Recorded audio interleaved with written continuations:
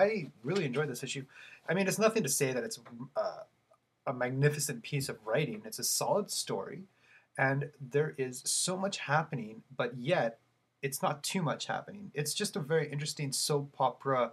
It's a very, very high intense soap opera issue of Spider-Man, where you have all these different storylines, a lot of them coming together, and then a lot of them going out again. So it's great to see all these little webs, the web of Spider-Man's lives connecting, to give a little metaphor there, and of course the artwork of John Ramo. This is okay. You know, he doesn't. It's not as good as his previous work, but it's not as bad either. So a lot of stuff, crazy stuff, happens in this issue. It's a conclusion of the 4 parts, so you probably picked up the first 3 parts. You're not going to just jump on board on this one, but the next issue should be new reader friendly, and I've been really enjoying this Amazing Spider-Man series. It's great writing, solid Spider-Man team, and it seems to be a great artist on it just about every single time. So that's always a good treat to see Spidey drawn so magnificently well.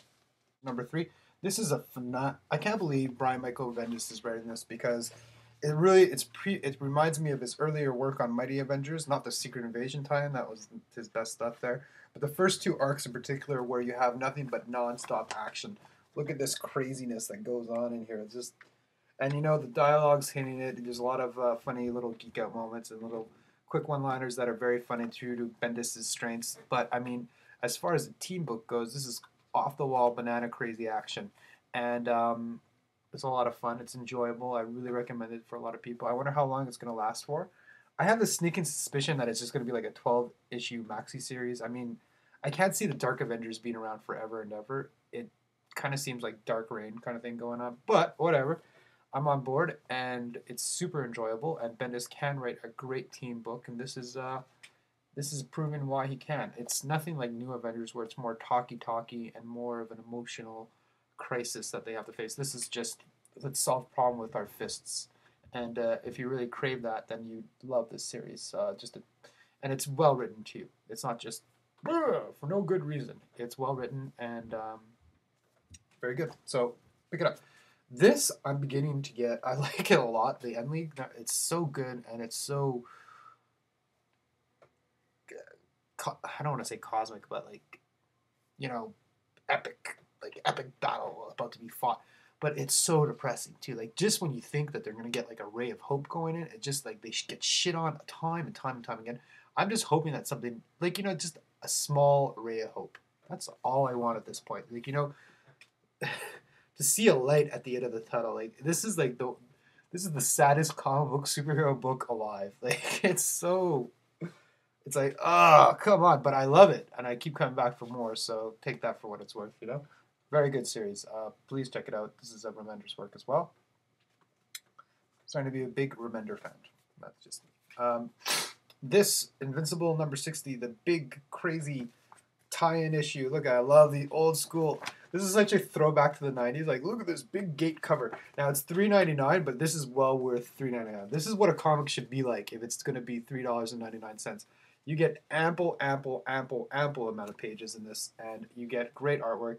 And you know what? This is something I really wanted ever since Image first opened up. Like a big event where it would have every single Image character in one book. And this is it right here. For the, you know, I don't remember when Spawn and Wildcats and Cyber, like they had that thing between Wildcats and Cyberforce crossover, like Wild Things or something like that. But it wasn't as big as this. I mean, this is, everybody's in here for a very short amount of time. I think this is just kind of like a little tease of what Image United is going to look like. There's a big poster for that. Image United.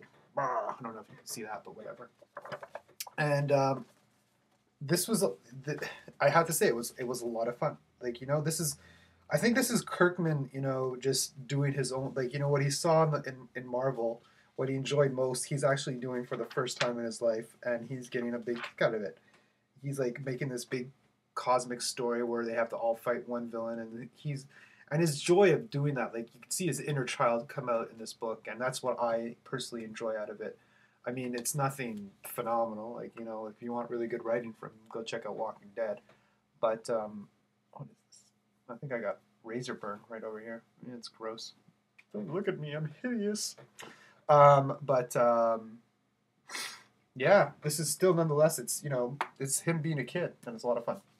This is Punisher. Remender. This is great. This is a really good. I don't like Punisher. I always find him like a one-dimensional character. Like he just shoots guys, and they you can't develop a really good villain. He's got two. He's got a Kingpin and Jigsaw. But I mean, for the most part, he just shoots everybody. And a hero is only good as his villain, and he lacks villains because he kills everybody. But this is just a crazy story that I'm enjoying immensely, and I got to give it really big props to Rick Remender for getting me back into the Punisher. I was definitely into Ennis's first run in Marvel Knights. I love that, and when Warzone first originally came out, I liked that a lot as well. But Remender doing another great job on this book and making me a Punisher fan again. So kudos to you, sir, because I'm sure you watch this. Supergirl. This is another, the Superman family has been phenomenal, like on all aspects. A lot of people are trashing it, saying that now that Superman's gone, why would you be interested? Another great story. The Superwoman versus Supergirl battle, and you find out Superwoman's just more of a pawn for General Lane, and now is she good? Is she bad? She has to go take out Supergirl in the next issue with a villain, and she's feeling conflicted about that. So what does that tell her about you? She's not just one-sided. By the way, my prediction of who is Superwoman, I'm going to say it right over here. General Lane's daughter. I don't forget her name, but whatever. And it's kind of it's not just a battle good versus evil. It's just a little bit more complicated, and it reflects what's going on in the Superman verse, and I like it a lot. I love the Action Comics. I love Supergirl comics, and it's really good stuff. Trinity. This is a really good. It's kind of finally picking back up where the gods are kind of going around cleaning up the big cosmic mess, and I hope they'll be able to tie this back into DCU continuity, because this is. I wish this was the Final Crisis. If they just made this like a 7-issue miniseries or an 8-issue miniseries or a 12-issue maxi series, and make this their Trinity instead of Final Crisis. But whatever. What's done is done. It's crying over spilt milk. No need doing that. No need. Here we go. Ultimatum. What do you want to do about this, man? It's if you analyze it, critique it, you're just not going to enjoy it. And you don't have to turn your brain off either. It feels like a 90s comic book. Like it feels like the pinnacle of 90s writing, which was a horrible time for comic books, and that's not giving this book much of a compliment at all.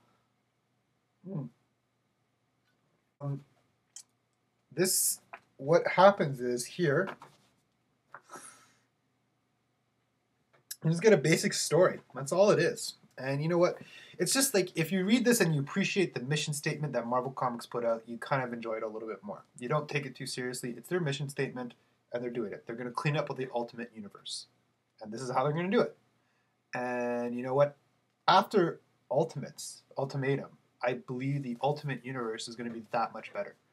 Now, that's no reason to pick up an issue, because something's going to be good afterwards, so you have to muddle through the shit. You can skip this and just pick up the new Ultimate Universe. There's nothing you need to know here. This is fun. A lot of people say it's going to be better in trade. You know why you say it's better in trade? Because you want more out of your issue. That means it's a good issue. If you want more, that means it's good. So you pick it up, every one. Not that I'm opposed to trades, but that's just ridiculous, saying it's going to be better in trade, because it's just such a damn good issue. You just want to read more and more and more. X Factor number 40.